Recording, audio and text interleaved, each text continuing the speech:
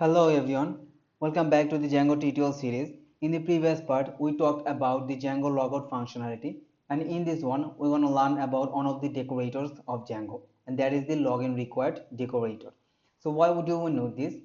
We actually need this decorator to implement authorization. Okay, so till now we have this create post, right? And if I click on this create post here, and any user can actually create the post. So this is not something that we want. We want only the authorized users to create their own post.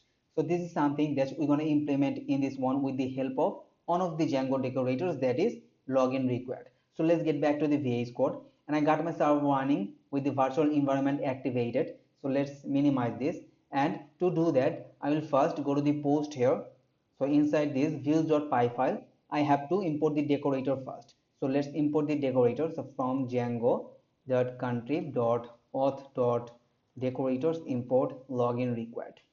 So as usual, if we want to use a decorator, then we must specify this over a function. So let's specify this, and this is my login required. And another thing that I'm going to pass here is the login URL, and this will be users login. So what is it gonna do actually? It will actually check that if the user is logged in. So if the user is logged in, it will forward the request to this page. Otherwise, it will redirect the user to the login page. So that is something we want. Now, if I go back and reload this home page, and if I try to go to this create post, then you will see that I have been redirected to this login page. Now the authorization have been implemented. Now another thing that I'm going to do is here, if the user isn't logged in, then I won't even display this create post. So to do that, I have to insert into the base template, and I have to modify my navbar. So I'll just put a condition here, that is if request dot user dot is authenticated, then I will display this link in if, otherwise it will be hidden. Now if I get back here, see, I can't see that create post, but if I log in, so let's log in now,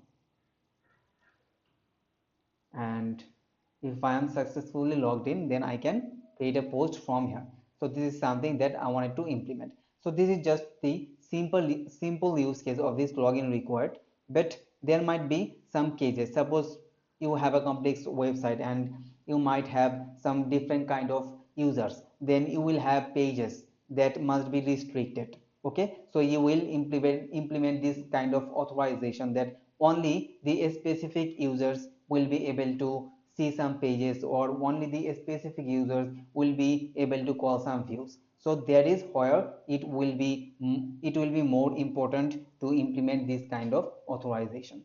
So let's get back to my tutorial list here, and inside this I have talked about this Django decorator. So let's just add this label as successful, set this label as successful. So that is all for this part, and in the next part we're going to learn about Django model relation. So we will create relations between our Django models. Till then, thank you so much for watching, and see you in the next one.